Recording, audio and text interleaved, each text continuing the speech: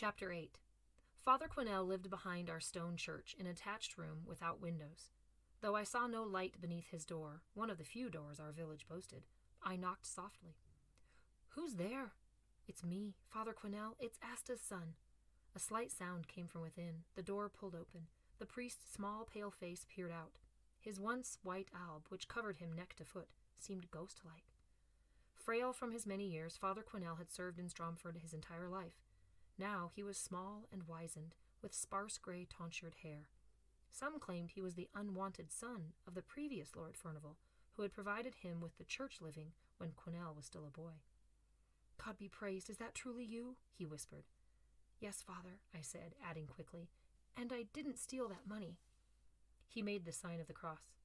"Bless Jesus to hear you say it. I didn't think it likely." Clutching me with his trembling, bony hand, he said, "Come quickly. The church will be safest. You're being looked for everywhere. I have some food for you. If anyone comes, claim sanctuary." He led me inside the church. A large building, it took a man standing on another's shoulders to reach the pointed roof. Some said it was as old as the world, built when our blessed Savior was first born. Not even Goodwife Peregrine, who was the oldest person in our village, knew for sure. The church contained a single open space where we villagers knelt on the rush-strewn floor to face our priest and altar during Mass. Above, in deep shadow, was the carved crucifix, Jesus in his agony. Below him, on the altar, stood the fat tallow candle, whose constant fluttering flame shed some light upon the white walls of the painted lime. The font where our babes were baptized was off to one side. Two faded images were on the walls. One was of our Blessed Lady, her eyes big with grief, the tiny holy child in her arms.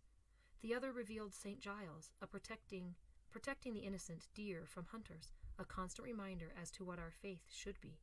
Since I was born on his day, and as he was the village's patron saint, I held him for the kin I never had. When no one else was there, I would creep into the church to pray to him. I wished to be the deer that he protected. Near the altar the priest genuflected. I did the same. Then we knelt, facing each other. "Speak low," he said. "There's always Judas lurking. Are you hungry?" "Yes, Father," I murmured. From behind the tattered altar cloth he produced a loaf of barley bread and gave it to me. "I was hoping you would come," he said. I took the heavy bread and began to devour it. "Where have you been?" he asked. "In the forest." "Did you know they've been searching for you?" My mouth full, I nodded. "Aycliffe claims you stole money from the manor." "Father," I said, "in all my life I've never even been in there."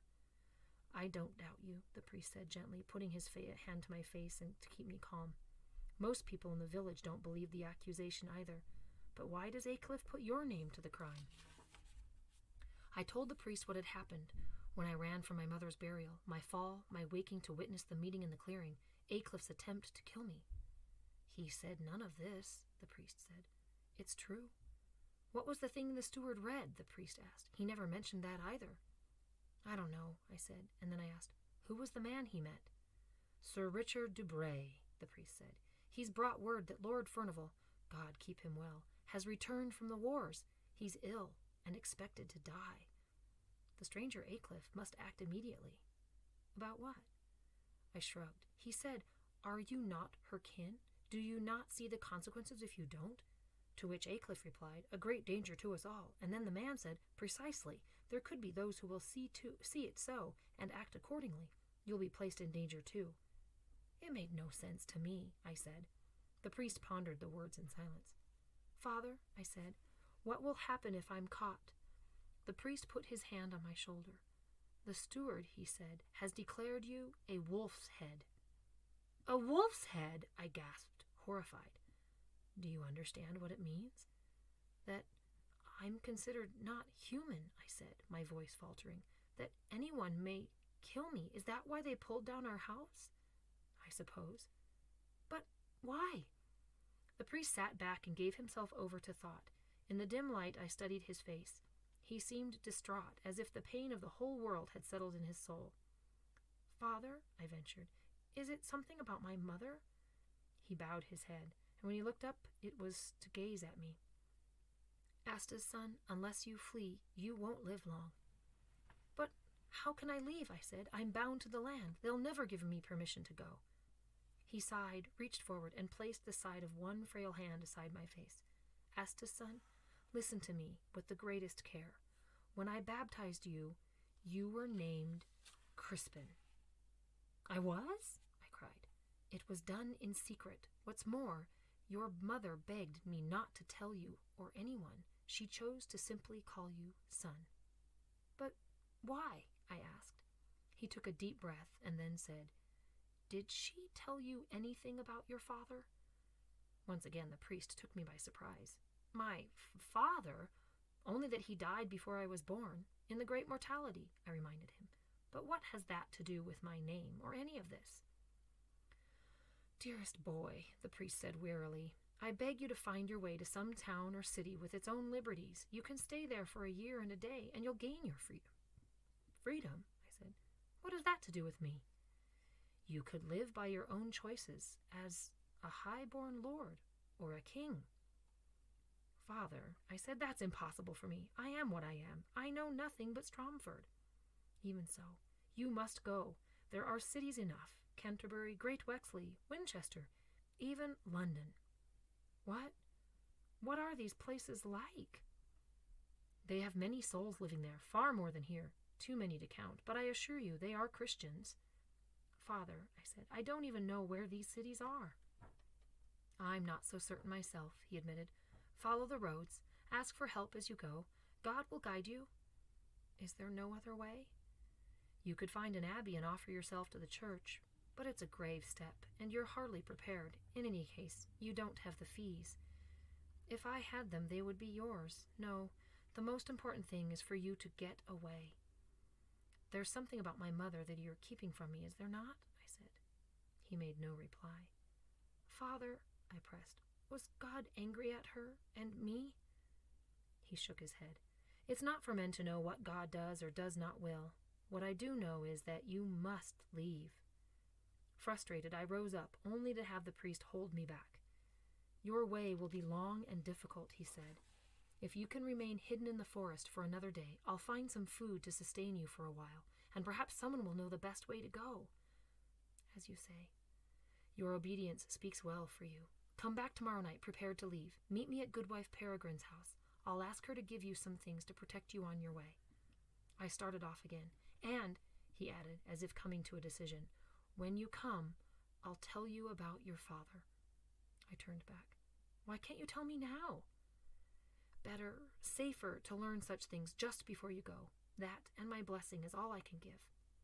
Was he a sinner? I demanded. Did he commit some crime? Should I be ashamed of him? I'll tell you all I know when you come to Peregrine's. Make sure it's dark so you'll not be seen. I took his hand, kissed it, and then started off, only to have him draw me back again. Can you read? No more than my mother. But she could.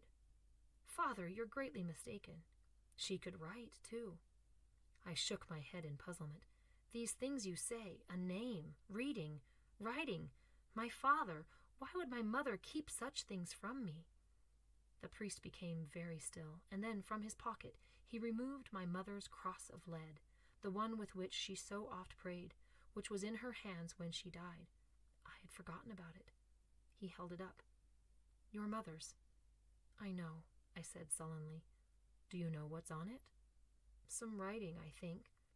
I saw your mother write those words. I looked at him in disbelief. But tomorrow, he said, cutting me off and folding my fingers over the cross. I'll explain. Just remember, God mends all. Now go, he said, and stay well hidden. Filled with dissatisfaction, I stepped from the church. As I did, I thought I saw a shadow move. Concerned that I had been observed, I stood still and scrutinized the place where I'd seen movement, but nothing shifted or gave sound. Deciding it had just been my fancy, and in any case too upset to investigate, I made my way back to the forest where I slept but poorly. Why had I been so falsely accused? I kept asking myself. How could I be proclaimed a wolf's head? Regarding my father, why had my mother told me nothing about him? And what possible matter of importance could Father Quinnell reveal of that connection? Mostly, however, I kept marveling at the priest's revelations about my mother, that she had given me a name, Crispin. It did not seem to be me. If true, why had she held it secret? As for her being able to read and write, surely that could not be true. But if true, why would she have kept such skills from me? In the darkness where I lay, I held her cross before my eyes. Of course, I could make out nothing. In any case, I could not read.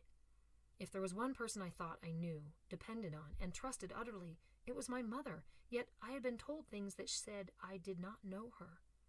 I hardly knew what to think. Closer to the truth, I was in such a state of wretched disorder, I did not want to think. The things the priest had said made my heart feel like a city under siege.